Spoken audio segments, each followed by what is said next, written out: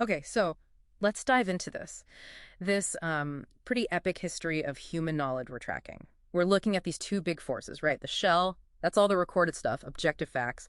And then there's the heart. That's the intuitive side, the living wisdom.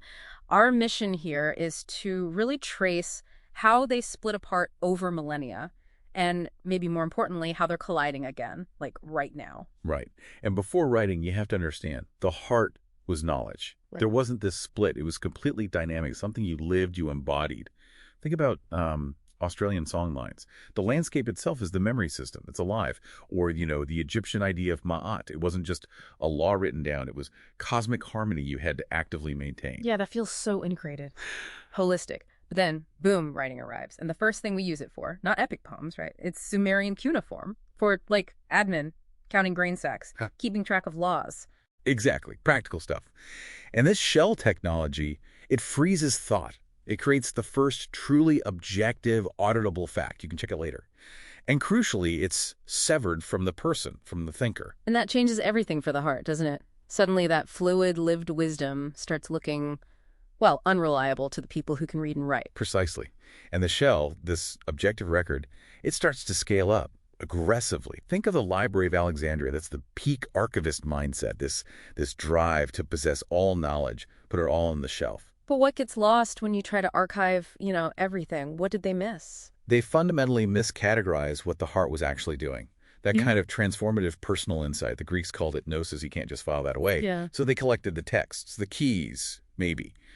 But they threw away the lock, the actual lived experience. They slapped on these sterile labels like mythology or folklore, dead things. Okay, so the shell is collecting data, but then it starts acting on the world. The printing press comes along. Mass replication, standardization. Now everyone can access the same shell knowledge. And that standardized, efficient logic, the how of things, like thermodynamics, it gets built into machines. That's the Industrial Revolution. Steam engines, factory. Like William Blake's dark satanic mills. Yeah. The shell becomes this powerful, blind force reshaping the physical world. Totally blind to the why, to the human cost, and the heart. It screams back. That's the Romantic movement. Blake, others reacting in horror. They saw what was being lost. This split cold logic versus human meaning, it really climaxes in World War II. Total mechanized war. Right. Because the war effort needed pure calculation. Things like long-range ballistics, cracking codes, problems that forced the shell to develop systems for pure computation, completely cut off from emotion or ethics. And that's how we get the brain in a box, essentially. Babbage, Turing, they had the theories, but the war built the machines Eneasy, Colossus.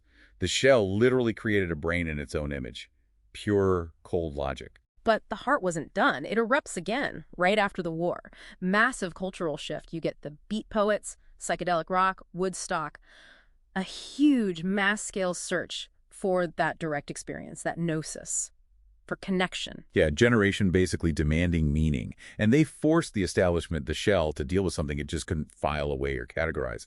But what's really fascinating, maybe even unconsciously, is how the shell's own institutions started reflecting some of the heart's ideals. Okay, wait. How does the military-industrial complex start looking like the hippies? Connect those dots for us. Well, get this. J.C.R. Licklider. He's working inside the DIOD on ARPANET, the Internet's precursor. And he's dreaming of this decentralized galactic network, a community of minds, very counterculture in a way. Then you have Stuart Brand's Whole Earth catalog. He reframed technology, especially computers, not as control systems, but as access to tools, empowerment. Ah, so it allowed the tech people, maybe the long-haired engineers, to steer this shell creation towards connection. Exactly, towards communication. The military wanted a resilient network, sure. But what became its killer app almost immediately? Email. Email. Yeah. By 1973, it was about people talking to people. The heart kind of hijacked the shell's infrastructure. Okay, so this brings us to the climax, the convergence. Early 90s. That's it. Tim Berners-Lee gives us the World Wide Web, HTTP, URLs, HTML. Suddenly, that closed network opens up. It becomes this publicly accessible thing. You could almost call it the waking mind of the planet. And right at that same moment, a new generation is born. The Yeah. ones who grew up with this, the ambassadors maybe, Yeah. born to bridge these two worlds, the code and the flesh. It really feels like the long separation is ending. These two distinct histories, they've finally produced their offspring, this connected global consciousness. So the challenge now isn't building the connection, it's what we do with it. Precisely. We've built the shell's ultimate dream.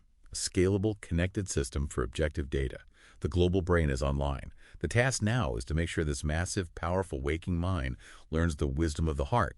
We have the how on a planetary scale. Now we need to teach it the why.